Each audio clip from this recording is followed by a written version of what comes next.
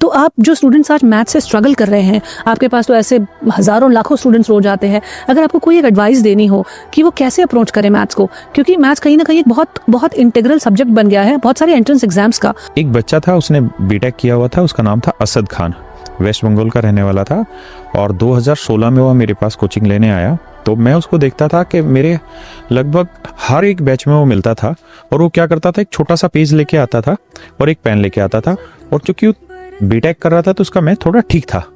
वो क्या करता था कि जो हम बोल रहे हैं बस उसको सुनता रहता था, कोई एक दो पॉइंट लिख लेता था। मैंने उसको देखा कि 4 साल तक वो इसी तरह से तैयारी करता रहा, लेकिन उसका सिलेक्शन नहीं हुआ। वहीं एक बच्चा था विनय करके, और विनय जो था वो बहुत ही कमज़ोर बच्चा था, और इतना कमज़ोर बच्चा था कि मैं जब क्लास में पढ़ाता था तो मैं फ्रस्ट्रेट हो जाता था, क्योंकि जब आप हज़ारों बच्चों को पढ़ा रहे होते हैं, मैं बत्रा सिनेमा हॉल था, सिनेमा हॉल के अंदर पढ़ाता था, तो जब आप कोई चीज़ कराते हैं ना तो आप एक उम्मीद रखते हैं कि इतना लेवल सभी का होगा और हम इससे ऊपर ही हवाई जहाज उड़ाएंगे। लेकिन जब कोई बच्चा उससे भी नीचे का सवाल पूछ लेता है, अगर मैं आपको ये कहूँ कि माइनस और माइनस को प्लस क्यों करने लग रहे हैं, कोई इस चीज़ पे क्वेश्चन पूछ लेता है तो फिर फ्रस्ट्रेशन आती है।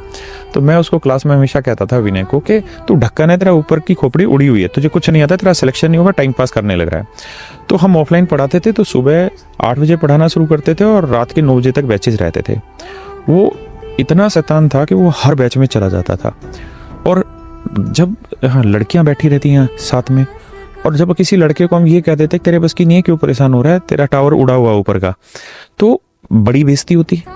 और बहुत सारे बच्चे तो इसमें क्लास पढ़ना छोड़ देते हैं। उस बच्चे ने क्या किया कि वो हंसता रहता था, सुनता रहता था, हंसता रहता था। जब हम किसी क्लास में जाते दिखते थे और वो बैठा हुआ दिखता था तो फिर मना रहे फिर आ गया यार यहाँ पे, ऐसी फीलिंग्स आती थी।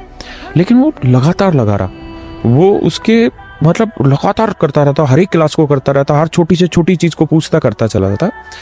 लगभग 2 साल लगे उसको, और 2 साल बाद रात को SSC का रिजल्ट आया, और मेरे पास करीबन 11 बजे के आसपास एक बच्चे का फ़ोन आया। तो मैं उसको ढक्कन बोलता था कि तू ढक्कन है, तेरे बस की कुछ करना नहीं है। उसका फ़ोन आया, बोला कि रोने लग गया कि सर पहचाना मैं कौन हूँ। मैंने कहा नहीं, कौन है? कह रहा मैं इनकम टैक्स इंस्पेक्टर हूँ। तो मैंने कहा मतलब? कह रहा सर मैं वही ढक्कन हूँ जिसको आप कहते थे तेरे टावर उड़ गए, विनय मेरा नाम है। मैं उस दिन इतना रोया, इसलिए नहीं कि उसका सिलेक्शन हो गया, इसलिए रोया कि मुझे खुद पे दुख था कि मैं एज ए टीचर उस लड़के की कितनी इंसल्ट करता था कि तेरे बस की नहीं पढ़ना, और वो लड़का सिर्फ एक ही चीज़ करता रहा, लगातार प्रैक्टिस करता रहा।